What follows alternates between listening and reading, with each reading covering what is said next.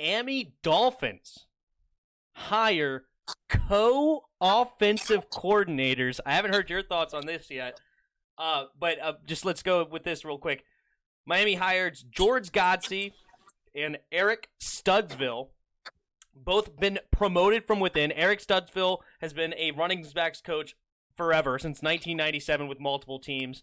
Godsey has been a quarterbacks coach, a tight ends coach, offensive coordinator, so he's more of the pass game, per se, specialist out of the two.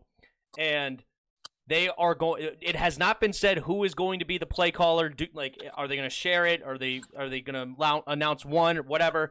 We don't know. What are your thoughts on this hire?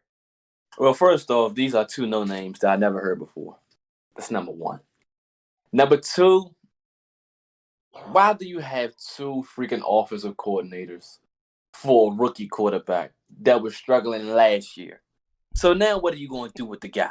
Now what do you want him to do? Devontae Parker not healthy. The only other weapon he got is Gesicki. Running back's trash. Now, unless I'm assuming that they'll get a Najee Harris, they'll get a Devontae Smith. So let's say they have all that. Who the heck calling the play? This coach calling one play, this one calling another play. Where's the balance? So are you going to have a balance between the run game and the pass game? Are you going to be heavy on run? Are you going to be heavy on pass? What the heck are you going to do? And that's a lot of confusion for a rookie quarterback. I think it's a stupid deal. Brian Flores is starting to do dumb stuff now. So I think it's a dumb thing to sign those two guys. Should have signed one, but that's my thoughts on that. I hear you. I agree. I don't know how this is going to work. I really don't. It's a really weird situation. Apparently, they did both share the play calling duties in this last year's Senior Bowl, or last weekend. So apparently, it went well with the two of them. Who was Brian? Was Brian Flores on the? He's on the winning team. Okay.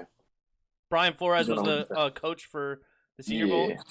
I didn't even realize that he was the. Matt Rule was on the team where they lost, so Brian Flores is the team. But even when you look at those, I mean, that play calling looks suspect. They scored and they won, so I guess. Was that Kellen Mond? Kellen Mond? No, that was Matt Rule. Matt Rule was Kellen Mond. Felipe, Sam Ellinger, Ian Book. That was Brian Flores and his crew. Well, it was basically they were playing handicap with Ian Book. Okay. He is terrible. Yeah, he's not it. No, I'm not gonna get off topic. Go ahead. No, it's all good. But yeah, no, this is gonna be weird. I completely agree. Godsey has been an OC before. Maybe he would be more leaning towards the play calling duty, but he is the younger of the two. To my knowledge, Eric Studsville, from what I've gathered, has not been the play caller. He's really just been assistant coach and also a running backs coach. He's never been an offensive coordinator. Doesn't look like he's ever been in a situation where he's the play caller. Maybe he's going to be the run play caller. So I guess if they're in an obvious run situation, he's going to call a run play. But I have no idea. It's very odd.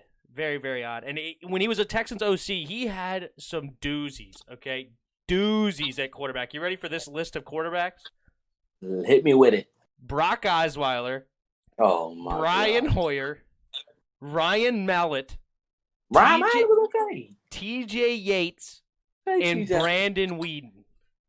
That was the list of quarterbacks. And he only was an OC for 2 years. That's what they had him deal with. Brandon Whedon. He was on weed drafting him. For sure. Brandon Whedon. Oh, man. Who was that for? He was with the Browns? Whedon was on the Browns, and I think he was also played a little bit for the I think he played for an injured Romo in Dallas. Yeah, he did.